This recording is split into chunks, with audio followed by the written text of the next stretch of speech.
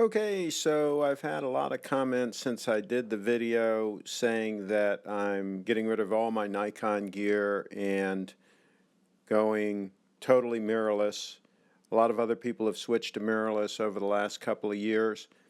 And I've had some people ask me about the Panasonic GH4. Since I shoot a lot of video, why haven't I gotten the Panasonic GH4? And I've been tempted several times to do that, but I don't like that small micro four thirds sensor. To me, I look at cameras in two groups. I look at the cameras with the 1-inch sensors, which is what I'm using here right now, for compact and for reach. Like this one is the RX100 Mark IV, and it's very compact, yet it has the 1-inch sensor, and I think it has acceptable HD video as opposed to the little tiny sensor that's in my FDR AX33, which I'm probably going to be selling that camera. So the small end, I go with the 1-inch sensor where I want super compact or I want reach. Like with the FZ1000, I get almost 600 millimeter reach with that camera. So if I'm shooting an event and I need a lot of reach, I can do that. Now for everything else, I want at least an APS-C size sensor or full frame sensor, so that when I need to, I can get that shallow depth of field that you can get with full frame that you just can't get with micro four thirds without jumping through all kinds of hoops. And so I'm waiting for Sony. I'm waiting to see what they do for the update for the A7S, which was their camera that was more designed for video. They just came out with the A7R II, which is, in my opinion, kind of a jack of all trades but a master of none.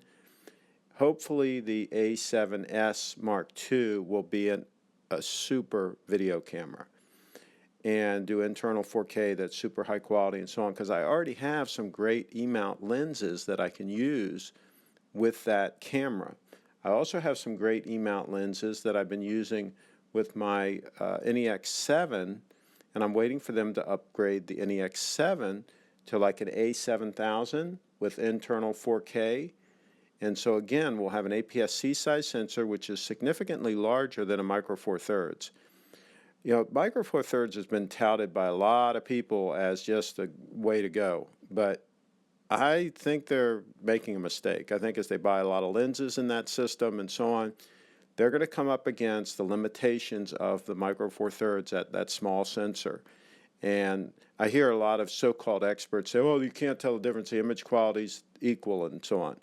I don't buy that, not for a minute. I think the image quality with a full frame sensor in many cases is better. And of course the low light, it's not even a contest. And I shoot a lot in natural light. I'm doing it right now, relatively low light.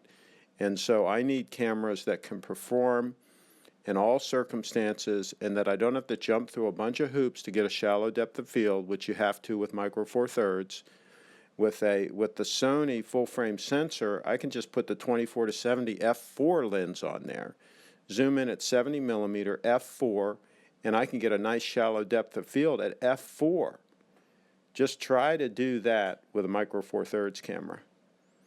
So those are my thoughts for now. Of course, it's a changing landscape. Who knows, they might come out with some magical micro four thirds sensor that does great high ISO, which none of them do right now, but they might get some breakthroughs. I wouldn't hold my breath. I'm going with the proven larger sensors, the APS-C and the full frame sensors, because they don't have to work so hard to do what they need to do. With micro four thirds, it's just a project every time you need to try to get a shallow depth of field or something like that. So anyway, thanks for watching, and stay tuned. Let's keep our fingers crossed that Sony comes out with some really kick-butt cameras this fall or this winter. Again, we're looking for the A7S Mark II, and we're looking for an A7000 update to the NEX7 camera, which is long overdue in my opinion. So Sony's a little bit behind. They're dragging their heels, but hopefully they're going to come out with something that's really nice, just like this RX100 Mark IV. I think is a great compact camera. So please subscribe to my channel and stay tuned for updates. We'll have some exciting cameras in, I think, this fall and this winter. Thanks for watching.